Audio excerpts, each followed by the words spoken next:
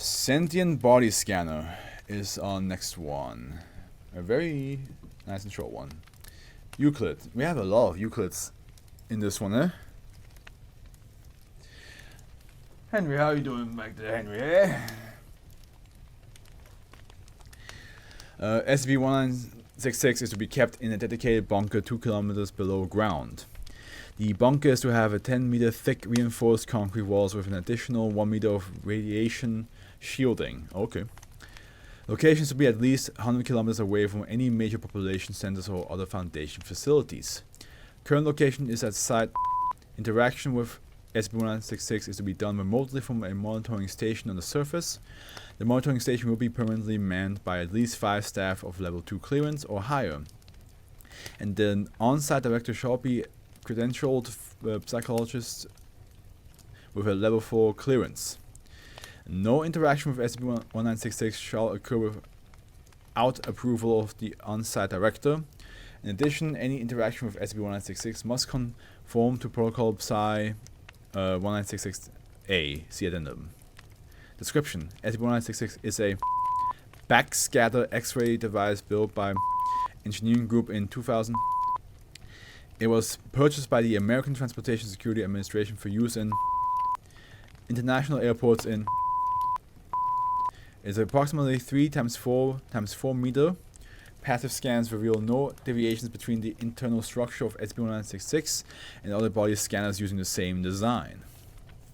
Since AF 26 2000, shortly after being placed in service, SCP-1966 has been emitting the sound of a male human voice. Okay.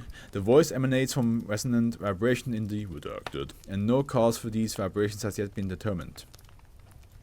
The voice will respond to speech and other sounds in the vicinity of SCP-1966 and is apparently representative of a sentient consciousness resident within SCP-1966. SCP-1966 will vocalize regardless of any connection to a power source.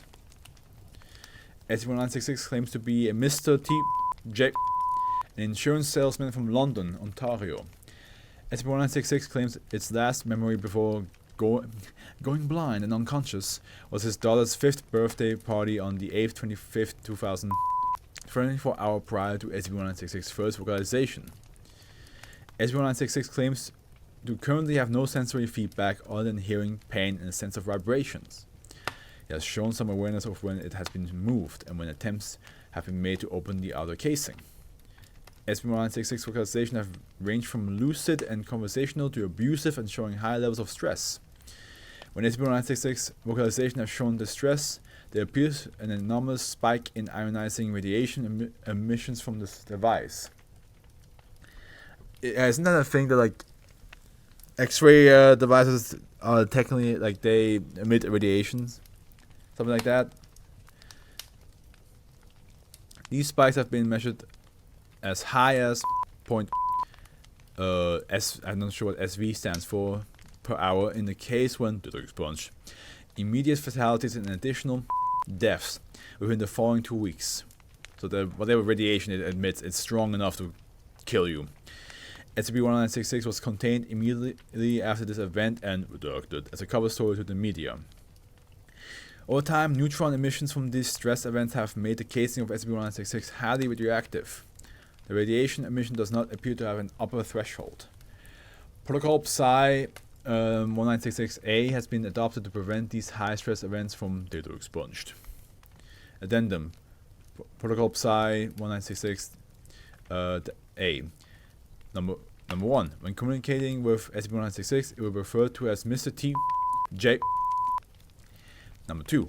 Personnel will accept without contradiction any assertion SCP-1966 makes about its memory or identity. Number 3.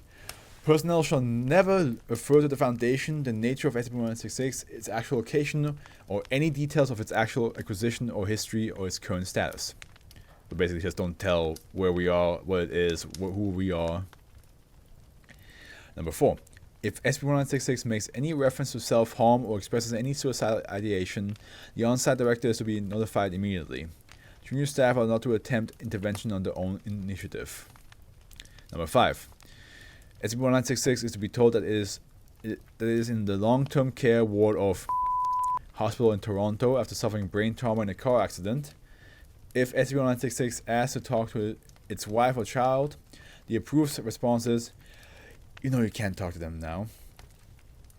SCP-1966 has been told its wife and child died in the same car accident, but reiterating this may cause a stress event. Note: Foundation agents have found a Mr. T. J., a London, Ontario insurance salesman whose history up to 8th 25th 2000 conforms to the memories asserted by SCP-1966. After 3 years of surveillance and research, no anomalies have been discovered. Mr. J has no recorded contact with SCP-1966 and has never been to international airport.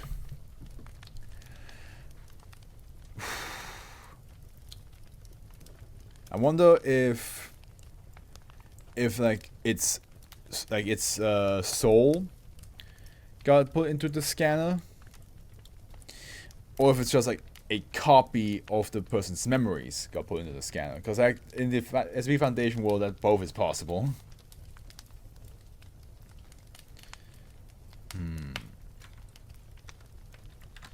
And of course, it's like very sad to like be aware that like, oh, you can't see your children because you can't tell it like you are a airport scanner.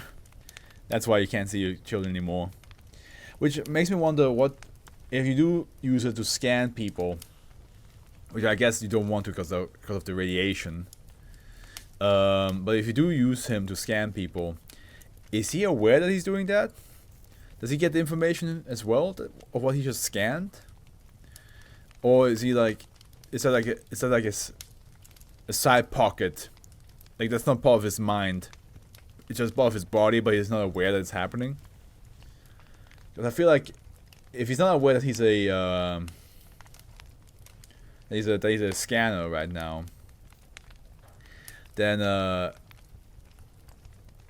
wonder like how much you can get away with lying to him.